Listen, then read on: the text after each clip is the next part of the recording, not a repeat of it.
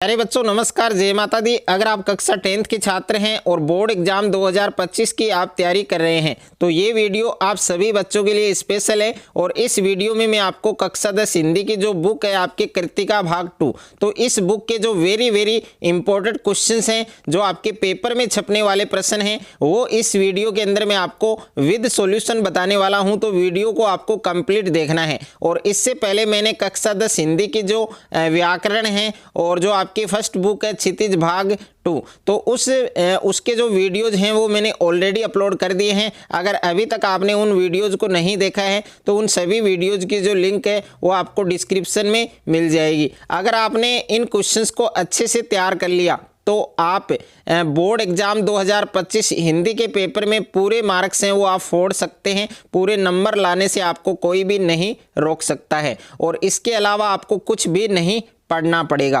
तो कक्षा 10 Hindi board exam 2025 और कृतिका भाग 2 ये आपकी बुक है। और इस बुक के जितने भी आपके वेरी इंपॉर्टेंट क्वेश्चंस हैं, जो आपके पेपर में छपने वाले प्रश्न हैं, वो सभी प्रश्न इस वीडियो के अंदर मैं आपको विद सॉल्यूशन बताने वाला हूं। तो वीडियो को आपको कहीं पर भी स्किप नहीं करना है, वीडियो को आपको कंप्लीट देखना है। तो सबसे पहले आप देख सकते हैं क्वेश्चन नंबर फर्स्ट आपको दिया गया है कि माता का अचल शिव पूजन सहाय के किस उपन्यास से लिया गया है। तो देखिए माता का जो अचल शिव पूजन सहाय के किस उपन्यास से लिया गया है, तो उस उपन्यास का नाम क्या होगा आपके देहाती दुनिया। ये आपके इसका उत्तर होगा। यानी माता का जो अचल है वो शिव पूजन सहाय के किस उपन्यास से लिया गया है, तो उस उपन्यास का नाम क्या होगा आपके देहाती दुनिया। और उसके बाद में क्वेश्चन नंबर 2 आपको दिया गया है कि हिंदी का पहला आंचलिक उपन्यास किसे माना जाता है। तो हिंदी का पहला आंचलिक उपन्यास है वो किसे माना जाता है। तो पहला आंचलिक उपन्यास कौन सा है आपके देहाती दुनिया। तो सभी बच्चों को अच्छे से याद करना है कि हिंदी का जो पहला आंचलिक उपन्यास है वो किसे माना जाता है। तो इसका उत्तर होगा आपके देहाती दुनिया। उसके बाद में क्वेश्चन नंबर 3 आपको दिया गया है कि जब बाबूजी रामायण का पाठ करते तब हम उनकी बगल में बैठे बैठे आईने में अपना मुंह निहारा करते थे। उपयुक्त पंक्ति किस पाठ से उद्धृत है। यानी जब बाबूजी रामायण का पाठ करते तब हम उनकी बगल में बैठे बैठे आईने में अपना मुंह निहारा करते थे। उपयुक्त पंक्ति है वो किस पाठ से उद्धृत है। तो कौन से पाठ से है। माता का अचल। ये आप सभी बच्चों को अच्छे से याद रखना है। और उसके बाद में क्वेश्चन नंबर 4 है आपके, यानी जितने भी क्वेश्चंस मैं आपको बता रहा हूँ इनके अलावा एक भी क्वेश्चंस आपको पेपर में देखने को नहीं मिलेगा। यानी हिंदी का जो पेपर आएगा और कृतिका भाग 2 से जितने भी आपके क्वेश्चंस पूछे जाएंगे इसी क्वेश्चंस में, इन्हीं क्वेश्चंस में से आपके पूछे जाएंगे। इनके अलावा आपको कुछ भी देखना नहीं पड़ेगा, नहीं आपको इसके अलावा पढ़ना है। तो देखिए साना साना हाथ जोड़ी किस लेखिका द्वारा रचित यात्रा वृतांत है। तो साना साना हाथ जोड़ी ये चैप्टर आपने पढ़ा है और ये चैप्टर किस लेखिका के द्वारा रचित यात्रा वृतांत है। तो मधु कांकरिया। इसका उत्तर क्या होगा, मधु कांकरिया। उसके बाद में अगला क्वेश्चन दे रखा है आपके क्वेश्चन नंबर 5 आपको दे रखा है कि मैं क्यों लिखता हूँ किस लेखक के द्वारा रचित निबंध है। यानी मैं क्यों लिखता हूँ यह किस लेखक के द्वारा रचित निबंध है। तो उस लेखक का नाम है हीरानंद, सच्चिदानंद और वात्स्यायन अय्यंगे। ये आपको याद रखना है कि मैं क्यों लिखता हूँ किस लेखक के द्वारा रचित निबंध है। हीरानंद, सच्चिदानंद, वात्स्यायन अय्यंगे। और उसके बाद में क्वेश्चन नंबर 6 है आपके कि मैं क्यों लिखता हूँ पाठ में लेखक ने किस विभीषिका का वर्णन किया है। तो उत्तर होगा आपके हिरोशिमा के परमाणु विस्फोट। ये आपको अच्छे से याद रखना है कि मैं क्यों लिखता हूँ पाठ में लेखक ने किस विभीषिका का वर्णन किया है, हिरोशिमा के परमाणु विस्फोट का। उसके बाद में अगला क्वेश्चन दे रखा है आपके क्वेश्चन नंबर 7 है आपके, ये आपके लघु उत्तरीय, दीर्घ उत्तरीय और निम्नात्मक क्वेश्चंस में पूछे जाएंगे। तो माता का अचल पाठ के शीर्षक की सार्थकता स्पष्ट कीजिए। यानी माता का अचल जो पाठ है आपके उसके शीर्षक की जो सार्थकता है वो आपको स्पष्ट करनी है। और क्वेश्चन नंबर 8 आपको दे रखा है कि माता का अचल नामक पाठ में बच्चे मिलकर क्या क्या तमाशे करने लग जाते थे। यानी माता का अचल नामक पाठ है, उसमें बच्चे मिलकर क्या क्या तमाशे करने लग जाते थे वो आपको बताना है। अगर किसी भी क्वेश्चंस में आपको डाउट है, किसी भी प्रकार की कोई प्रॉब्लम है तो वो आप हमें कमेंट बॉक्स में बता सकते हैं।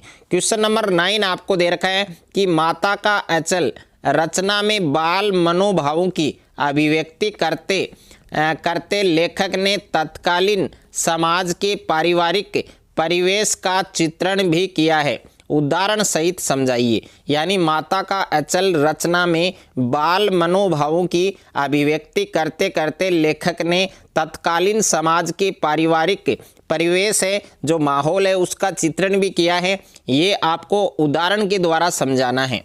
उसके बाद में क्वेश्चन नंबर 10 आपको दे रखा है। क्वेश्चन नंबर 10 आप देख सकते हैं कि बच्चे हैं वो बचपन में निर्दोष, निर्भय और मस्त होते हैं। यानी जो बच्चे होते हैं वो बचपन में निर्दोष होते हैं, निर्भय होते हैं और मस्त होते हैं। उन्हें परिणाम की चिंता नहीं होती है। माता का अचल पाठ के आधार पर इस कथन को स्पष्ट कीजिए। यानी बच्चे हैं वो बचपन में निर्दोष, निर्भय और मस्त होते हैं, उन्हें परिणाम की चिंता नहीं होती है, किसी भी बात की उन्हें टेंशन नहीं होती है। माता का अचल पाठ के आधार पर इस कथन की पुष्टि आपको करनी है। क्वेश्चन नंबर 11 आपको दे रखा है कि गंतोक के प्राकृतिक सौंदर्य के कौन कौन से दृश्य लेखिका को झकझोर गए। यानी गंतोक के प्राकृतिक सौंदर्य के कौन कौन से ऐसे दृश्य हैं जो लेखिका को झकझोर गए।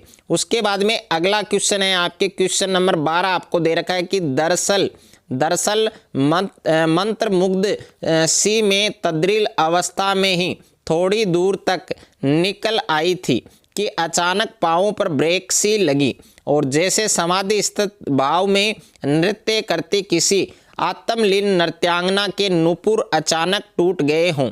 लेखिका ने ऐसा क्यों कहा, ये आपको स्पष्ट करना है। उसके बाद में क्वेश्चन नंबर 13 आपको दे रखा है कि कवि लॉन्ग स्टॉक जगह का क्या महत्व है। वेरी वेरी इंपॉर्टेंट क्वेश्चन है, पेपर में छपेगा, आपको 2 नंबर दिलाएगा। कवि लॉन्ग स्टॉक जगह का क्या महत्व है और साना साना हाथ जोड़ी पाठ के आधार पर लिखिए। यानी साना साना हाथ जोड़ी पाठ के आधार पर आपको स्पष्ट करना है कि कवि लॉन्ग स्टॉक जो जगह है उसका क्या महत्व है और साना साना हाथ जोड़ी पाठ के आधार पर आपको क्या करना है, स्पष्ट करना है। उसके बाद में नेक्स्ट क्वेश्चन है आपके क्वेश्चन नंबर 14 है कि कितनी अद्भुत व्यवस्था है जल संचय की और मणि ने प्रकृति की जल व्यवस्था के संबंध में यह क्यों कहा है। यानी कितनी अद्भुत व्यवस्था है जल संचय की, मणि ने प्रकृति की जो जल व्यवस्था है उसके संबंध में ऐसा क्यों कहा, वो आपको बताना है।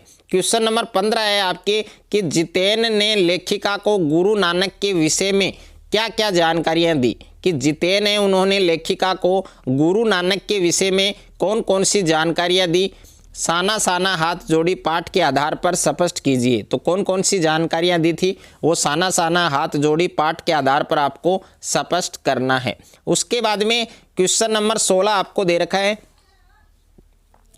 कि जापान में अयज्ञ ने एक जले हुए पत्थर पर एक उजली छाया देखकर क्या सोचा। जापान में अयज्ञ ने एक जले हुए पत्थर पर एक उजली छाया देखकर क्या सोचा, तो वो आपको बताना है। क्वेश्चन नंबर 17 है कि एक दिन मैंने हिरोशिमा पर कविता लिखी।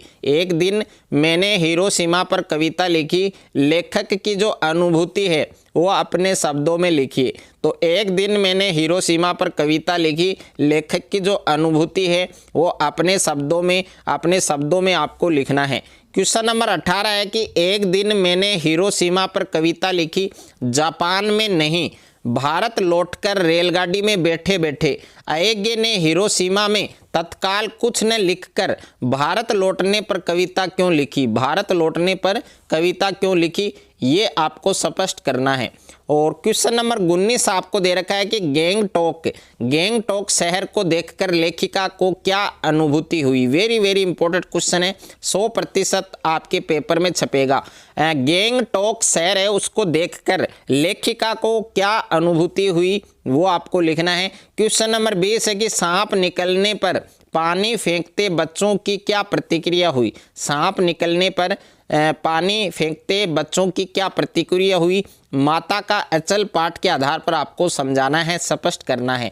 तो प्यारे बच्चों, कृतिका भाग 2 के 20 वेरी वेरी इंपॉर्टेंट क्वेश्चंस मैंने इस वीडियो के अंदर आपको बताए हैं जो आपके पेपर में छपने वाले हैं। अगर आपने इन क्वेश्चंस को एग्जाम से पहले अच्छे से आपने तैयार कर लिया तो हिंदी के पेपर में आप एक अच्छा स्कोर कर सकते हैं। अगर आपको ये वीडियो अच्छा लगे तो वीडियो को आप ज़्यादा से ज़्यादा शेयर करें, ज़्यादा से ज़्यादा वीडियो को लाइक करें, और चैनल पर आप नए हैं तो चैनल को आप सब्सक्राइब कर लीजिए और साथ में नोटिफिकेशन बेल को प्रेस कर लीजिए।